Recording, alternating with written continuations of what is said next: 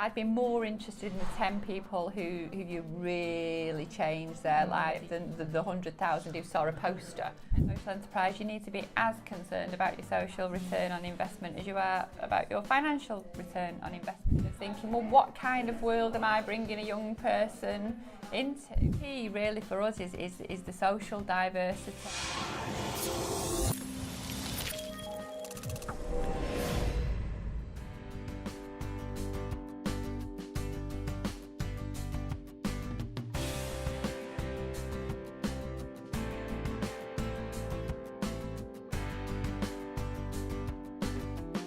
Hi, it's Kathy Wong here, your host and producer for the Crazy Dreamers TV show, The Businesses for Good show. Now today I'm really excited. I'm here in Manchester. Yes, I know. And I am meeting for the first time a fantastic female social entrepreneur. We haven't actually spoken to many of those yet. So let me introduce you to Rose Marley of Sharps Futures. Thank you, Rose. How are you? Yeah. Great to have you in Manchester. Hope you're enjoying your stay. I am. I mean, I even had to put up with a football the other day and it wasn't too bad. Sticky floors in a pub, but we survived. Brilliant. Rose, look, I like to start these conversations by understanding a little bit about who we're talking to. Okay. Love to know about, a little bit about your history and how it is that you got to where you got to today. Well, where I got to, Sharp Futures is a social enterprise that's nearly 6 years old, and we work with young people from diverse communities in creative, digital and tech. So in terms of how I got there, my business background is in the creative industries. I've always worked in, for example, the music business and in television. So a big part of how I've got to where I am is the history of my career, really. Yes, because I think we were talking a bit earlier about, you were doing this musical, career back in the days when, you said Manchester was a thriving industry, right? Yeah, completely. Yeah. So it was a youth movement called Manchester, and some of the, the big bands you might recognise from that, like New Order, Happy Mondays, and the Stone Roses, yes. and the Hacienda nightclub. And I was fortunate enough to grow up through that period. So, and I was part of a music scene already. I played musical instruments. At the time, Manchester City Council used to pay... I hate you. I can't play music. I hate you. Well, we were really lucky at young people because Manchester Council paid for everybody who wanted to learn a musical instrument to be able to do that. So I had the classical training, had all this excitement around the actual music business. And the world's attention was on, Manchester at that time. It was like acid house, it was making the news. And so I had this really fortunate opportunity to build a career in something that I loved, that I believe I wouldn't have been able to do without that serendipity, luck, whatever you call it. There was a moment in time that I happened to be able to capitalise on. And so my social enterprise now is all about social mobility and actually creating opportunities for young people who are talented but don't necessarily have the social advantage or, the wherewithal to do anything with that talent. Okay, well, we'll get back to your business in a moment. I just want to explore a little bit more about Rose. So you've said that, you've always been in that music industry, you've been around music, you played instruments since quite a young age. Where was that turning point, though? Where did it flip over to you doing that to now you running a social enterprise? There's two things, really. You get into the music industry when you're young because, you want to go out and you want to be able to get backstage everywhere and the old backstage meet pass. all your heroes, all that type of thing. Yeah. And actually what's interesting about working in that industry is that when you get to the point that you're able to do that, you're kind of fairly fed up with it. And it's very futile and it's very... there's not a lot of substance, and there was a real key moment for me when I'd sourced a particular item for an artist that I was working with. It had been really difficult to source, and I had to get it for free, and etc. And not only did the artist not thank me, which isn't that big a deal because that was really kind of the world. Artist? Not particularly, probably Right. well known enough, but not a sort of household name. But at the same time as well.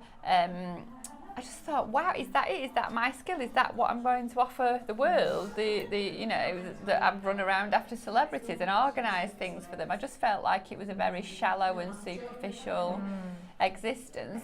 And at the same time, I became pregnant with our first child, having unfortunately lost my in-laws to cancer, and just understanding and really having that jolt of, wow, what am I doing with my life, and having that epiphany that a lot of social entrepreneurs have. And so, whilst being pregnant, I was kind of thinking, well, what kind of world am I bringing a young person into? And that idea of nurturing when you're pregnant, a lot of people, will paint the nursery and organise the garden, but I've tried to change the world instead. You just decided I'll change the world. Yeah. Why not? Still not managed to paint the nursery. He's 13 now. Really? I think you might have to leave that one alone now, Rose. Yeah. Okay, so that was your turning point. Yeah, and then I guess it was at the point when I didn't realise that I'd always been an entrepreneur from a very young age. I'd been putting on nights and making money, and that was a big thing of Manchester. It was very entrepreneurial. Everybody had a business, everybody had an idea, everybody was making money, not always in legal ways, but everybody was very entrepreneurial throughout that whole period. But what I came to realise through the journey of being a social entrepreneur is that I had also had this desire to create social impact. So it'd always been there. I just didn't know how to vocalise it. I didn't know it was a thing, So but where do you think that came from? Because I'm still fascinated by, because with my own journey, I didn't know about this till very recently. Where was that awareness coming from? Was it your parents? Was it school? I think Manchester has a lot to do with it. So, growing up in Manchester, I was given a lot of understanding of social reform. We sat in the Free Trade Hall, this is where the artists, which is where we are today, right? Absolutely, and Richard Cobden, and we've got people like Elizabeth Gaskell, and the suffragettes started here. So there's always been this rich history in Manchester of social reform. I am a little bit of a history buffing, so I probably paid attention a little bit more than quite a lot of my peers. I was very exposed to the Manchester Bee from a young age and understanding what that meant. So school and education was a big part of it. I come from a big family that have a social conscience. So like one side of my family ran a family business, but they were always putting back and doing. Another side of my family, again, really strong women who made a difference. So I just think it was ingrained and inherent. Just a lot. And then the other thing that I always think, as I said, is Manchester, there's my family, but also I'm very focused on injustice, social mobility being a big part of that. And I am a middle child, so nothing's ever fair. No. So I'm always trying to make a fairer world, and I think that's to do with my birth order, as simple as that, Okay, well, no, that's really great. Okay, so I got all that. So now tell us a little bit about how your business works. Okay, so we've started in Manchester, although we have national ambitions, and Manchester is an amazing place to work in the creative industries. We're the biggest conurbation outside London. We make a lot of stuff, whether it's music, television, advertising, art. It's huge. Right. And because of the exponential growth now of screens and mobile phones, it's a really growing sector. So everybody's a publisher, everybody's a television station. So actually, there's a lot of work. And it came from, the idea was that actually people might have skills in any type of education, whether it's degree, whether it's straight out of school, but actually access into this sector has been very much on a who you know basis for, historically. That is changing. But the idea of being able to help young people work out how to get into creative, digital and tech, we did by paid work experience. We have a system called People on Demand, which allows young people to have adaptable sort of working contracts, to be able to be fluid, to be able to pick and choose what work they want to do, to be able to do it in amongst their education or other work or unemployment, and at the same time create capacity for businesses that are growing, creative businesses. If you, for example, editing, you don't need to employ an editor all year long. You need to employ them for 3 days, 6 weeks, depends what needs editing.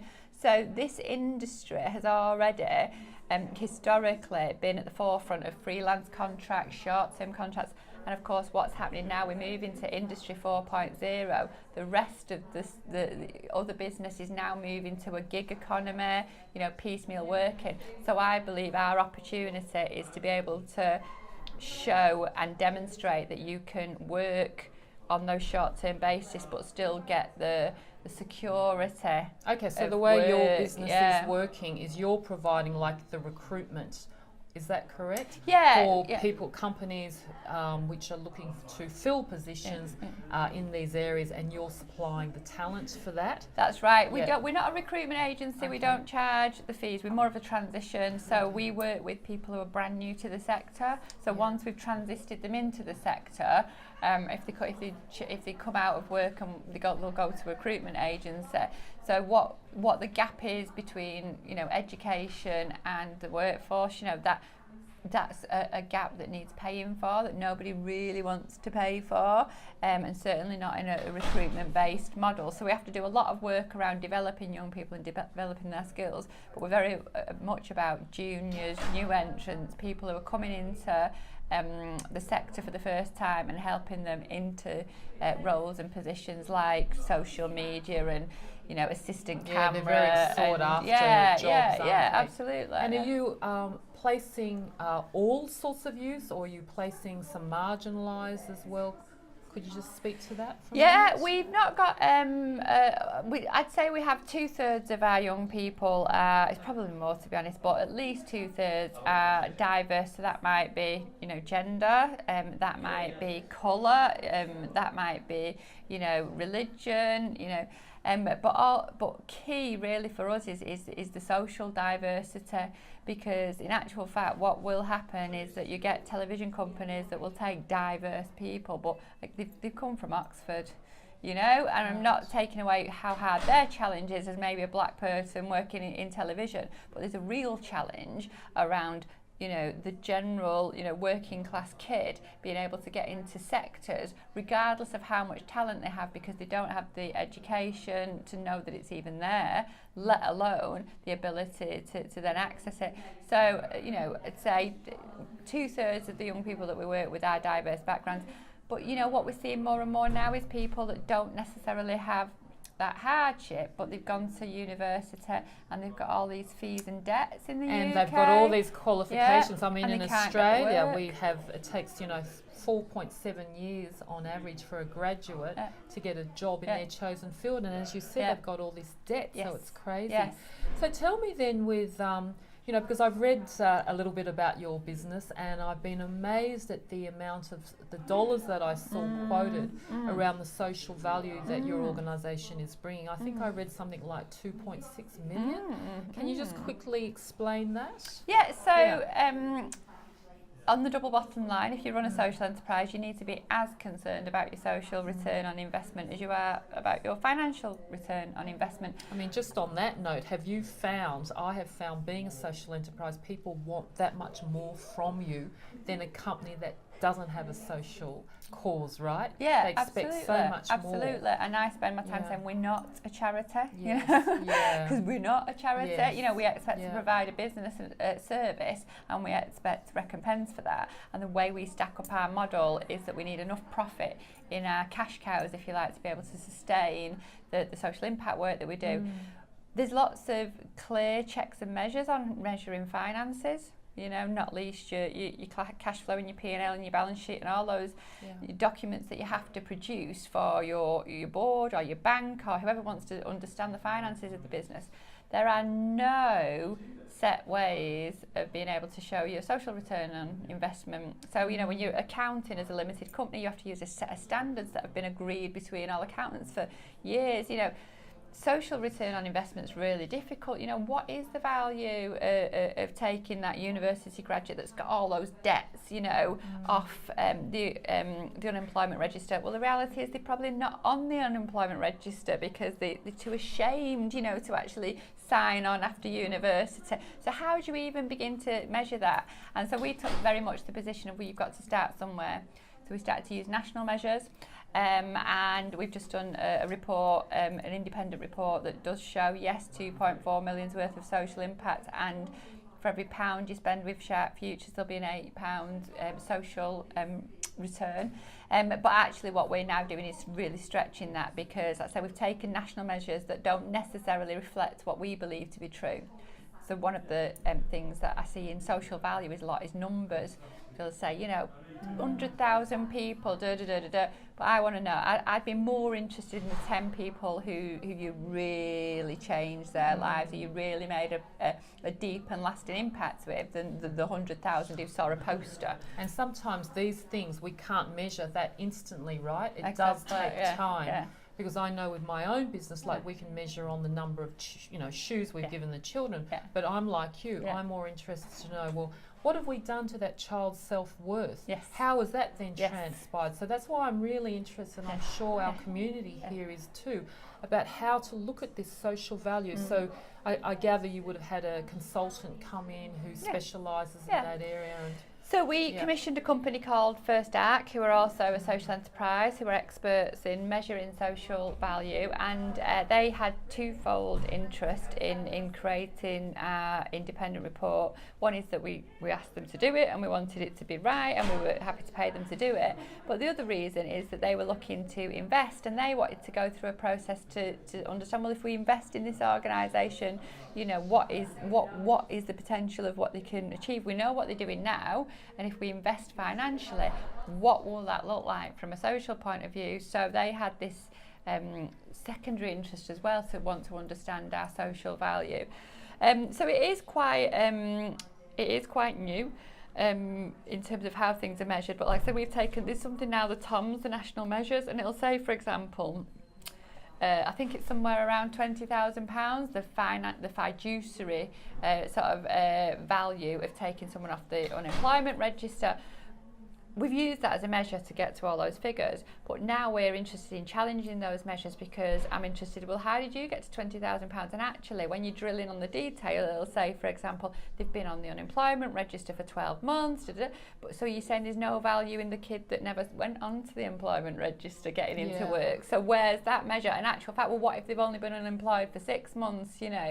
So we're taking the national recommended measures from TOMS now and making our own measures, because all my team know the value. You might not be able to express it yet, but when you see that kid off the estate over the road from where we're based, who is now running a social media agency when they were previously an unemployed care worker with no self-esteem. Yeah. How do you put a value on that? Well, it is, and sometimes, we interviewed, Michael from Save a Life, where they rescue dogs from dog shelters, and they've given away over almost $700,000 now, and rescued about 5,000 dogs. And he said to me, it was the one picture that he might get from this one dog that's been saved, that for him is all the value. Yes. Yes. So, okay, I just want to also ask you now, what has been your biggest challenge in getting this, your project off the ground? I think the challenge that I face are the challenges of social enterprise generally. Right. So one is that it's not understood, by the general member of public. That's why we're here. It's not. So there's been some great things like fair trade. People now understand what that is. When you buy a fair trade chocolate bar, you understand what you're achieving with that. If you say social enterprise, not many people know what that is. And social media, we work in social media in a social enterprise, that confuses people. People use the word social now for media. Yes. So you've got a problem about people not understanding what it is. Then, because people don't understand what it is, there's no challenges about people using it ineffectively and incorrectly. So I am a purist. If you run a formally constituted social enterprise, that means that in your legal constitution is an absolute commitment to deliver, your social impact way over and above than making money for individual private shareholders, which is what a standard company would do. So I do get a little bit frustrated when private businesses say, oh, we're a social business because every year we have a ball and give this money to charity, or because we give scholarships out to females. That's not social business. It's got to be sustainable. So the challenge is being able to communicate what a social enterprise you sat on. we shouldn't have to do that, but you have to. Yeah. And then you go to something and they'll say you're a charity and you say no. Yeah, I know. Well, then you can't apply because you're not a charity, but we've got charitable, aims and objectives. So that's hard. And then the other part to the challenges I've certainly faced, which again I believe are common to a lot of social entrepreneurs, is it's a very complex set of messages, and effective communication is based in simplicity. But the minute you start saying you have a service or a product and you start describing what that service or that product is and what the merits of somebody buying that service or product are, then when you have to explain how that's changing the world, that's a really complex set of messaging. So you can often fall between the gaps. You can end up not selling your product or service because they just give up trying to buy it because they have no idea what it is you do, or you miscommunicate effectively in terms of the social impact you're trying to make, and people will misunderstand you. So I think the challenges I've got are not dissimilar to... No, I have the same challenges. I understand that exactly. I'm sure. The only other one that I found slightly different is that, because we did discuss this briefly earlier, and so I don't know if it's a UK thing, but the idea that social enterprise is like a secondary route to a career. So I've had a lot of people who have kind of inferred or suggested that maybe I wasn't cutting it in the music business, so I thought I'd just set up a social enterprise, have a nice, social enterprise is way harder. I still have a successful music business. I just don't go on about it because I'm not as passionate about it as I am about the social enterprise. So this, I think, it's a little bit of snobbery as well. I think you get lumped in with kind of, not to say that they're not doing great work, but the local youth group in the church hall that isn't there to make a business, a national business. They're there to service a very local need, but you get put in. Why isn't social enterprise in the Department for Business? Why why is it in the UK it's not in the Department for Business? So so that's another sort of issue that definitely creates challenges. Yeah, I think we're all suffering from that. Now I'm just going to ask you two more questions because we're going to need to wind up, but tell me, what advice would you give to somebody out there who wants to start a social enterprise? What's the one piece of advice that you would give? That they're clear on their social mission and stick to that clarity, because when you are trying to find ways to create a business out of a social mission, all these shiny things will appear around you, but if you do it a little bit more like this, so you might have a very clear focus on what you want to do, but actually if you extended it, we work with young people, I continuously get asked, well, what are you doing about, older people who want to work in this sector? And I go, right now, nothing, because if I try and do that as well, I'm not going to achieve that. So you've got to be really quite bullish, even when people are offering you shiny things. That's the hardest, there's money for this, and if you do it like this, but it's like, don't box tick, don't follow the money, follow the social impact, be very clear on how that's going to stack up as a business, and stay with that, Yeah, stay true to that vision all the time, no matter what comes up. Yeah, absolutely. So finally, closing off this conversation today, what is your next dream crazy? Wow, my next dream crazy. I don't know, and what I love about my life is that I don't know. Something will happen. In the last 6 months I've done at least 3 events or organised things that I did not know I was going to be involved in or do. So I don't know. I actually don't know, but I do know that it'll be based around, wanting to create, a better world for that child to live in, and to create, as much sort of equality and social justice as I can. But hopefully we'll do this again in maybe 10 years. And well, I'll be you're able already to doing answer. it. You're already doing it anyway. And the burning question that I have to ask in finishing off is, what shoes are you wearing today, Rose? See, so can we get that this on is camera? Important since we're women. So I'm here we go. I'm old school Adidas Originals. What am I wearing today? My Samba. Well, so with this weather that we have, I think it's perfect. And that's a reference to my music industry heritage that I generally tend to have on old school trainers. Can't get away from that. Thank you so much for your time today, Rose. Really, really appreciate Brilliant. that. Thank you for asking me. Thank you. So thank you guys. You can see that we have another passionate, crazy dreamer, Rose, who has actually contributed so much to the local community here. And, and I think Rose's piece of advice about if you're wanting to start a social enterprise, always remain focused on what that vision is, because it is extremely easy to go off on different paths. So I think that's a great piece of advice, because I know even in my own business, I have been challenged by that many, many times. I am a FOMO girl, so let's face it. Anyway, until the next episode, dream crazy!